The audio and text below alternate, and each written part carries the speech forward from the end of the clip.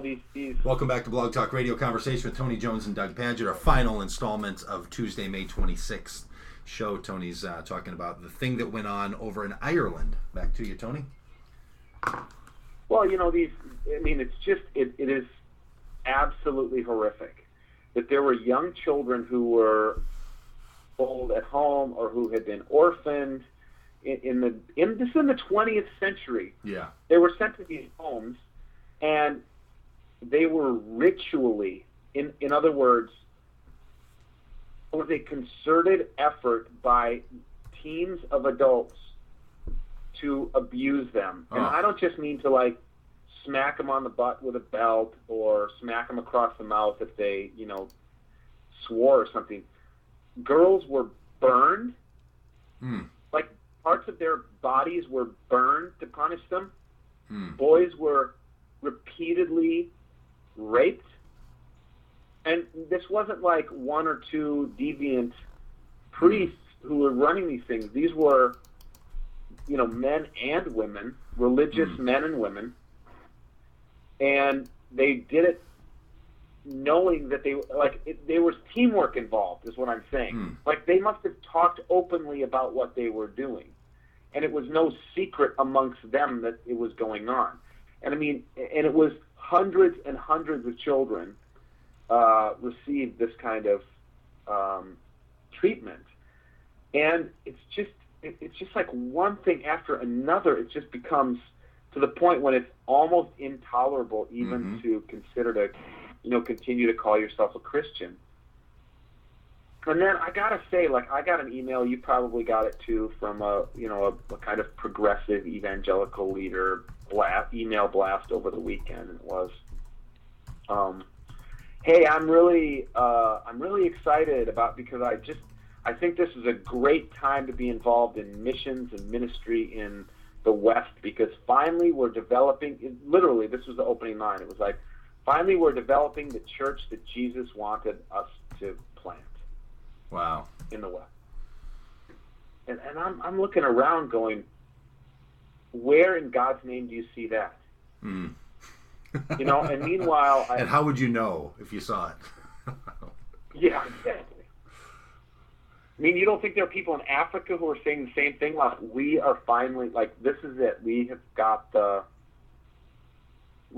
kind of the nugget of what Jesus was really trying to do when he handed Peter the keys to the church.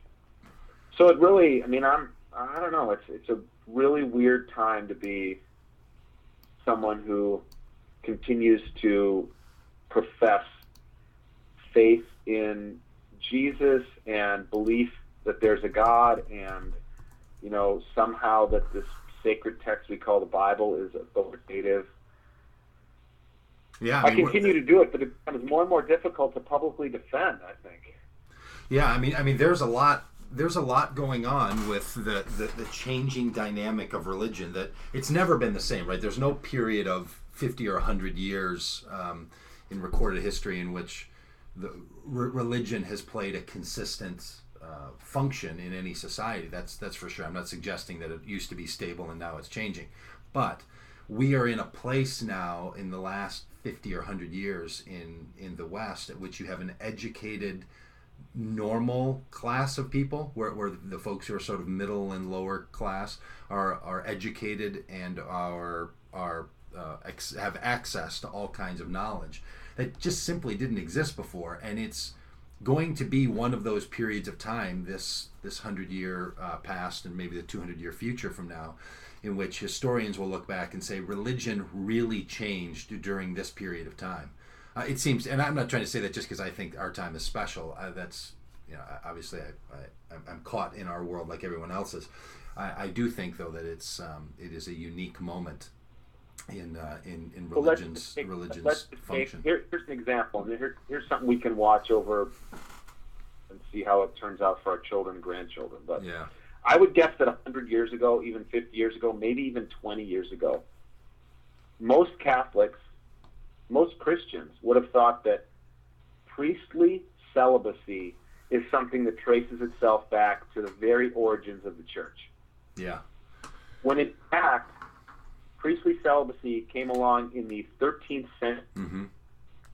to guard against the abuses that were going on, because being a priest or a bishop Mm-hmm. was such a powerful position, and that these clergy were placing their children and giving them. It was basically becoming like being royalty. Mm. And so, in order to curb the abuses of that system, they were, celibacy was started as kind of one of the things you had to agree to be a priest. You had to agree to be celibate.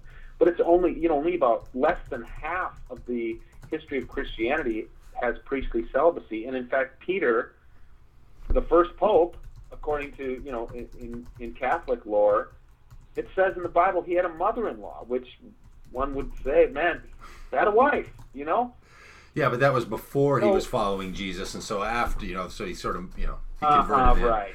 He's one of those guys. And the Catholic Church has that too, right? They have those people who were married and then converted to Catholicism and then became a priest. So you have a very 90 small... seconds. Currently, they do occasionally ordain somebody who converts to Catholicism from Yeah. Lutheranism or something, Yeah. Episcopalianism, and is able to keep their spouse. But it'll just be interesting. Now, I think it's becoming more and more widely acknowledged that this is a recent phenomenon. Yeah, I'm right. just saying Right. it'll be And that's the watch. right point, right? Is that these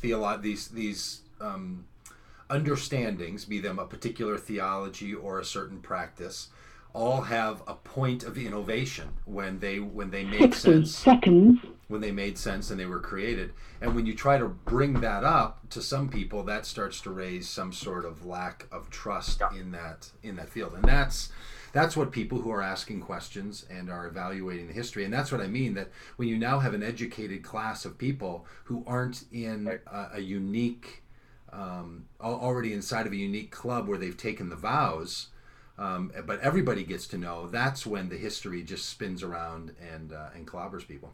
So this is Blog Talk Radio Conversation. Every Tuesday, we're joined by natural health coach Shelley Pagitt. We're joined by the curator of the Mommy Revolution, Carla Barnhill, by SMS proprietor Steve Scherber, talking about home remodeling and home repair, and by Tony Jones. And this is a show that broadcasts every Tuesday through the summer. Glad to have you folks. Hope you 10 can stick with us seconds. in our final 10 seconds. And we'll talk to you again next Tuesday. Thanks, Tony. See ya.